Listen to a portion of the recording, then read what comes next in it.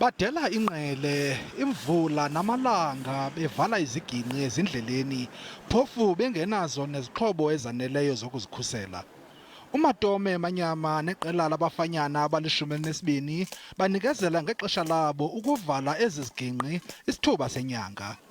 Lo mfundi uneminyaka engama-30 ubudala nowenza izifundo zokhenketho ufike Phalaborwa kunyaka uphelileyo ezokufunda.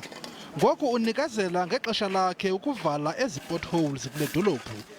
Ingozi nalapho kwangqubana izithuthi zizama ukuphepha isigingqi endleleni yiyo eyavuselela eli qela.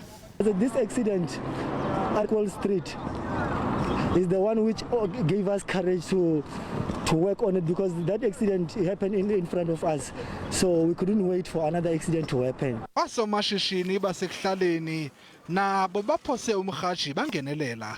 The guys showing initiative, nobody's paying them, and the public is seeing that they're doing a very good job. So yeah, we've got the ability to help them with product.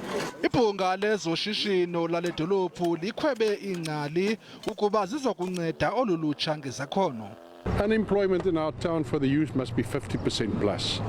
These 12 guys working, it's wonderful. If you can create one job from the chamber side, we are happy. We'll continue with this. I got this guy in this morning to help. He's an expert. Now they know how to do it. Ukanti nabaqhubi bayalithakazelela eli nyathelo ngokuthi bafake isandla empokothweni.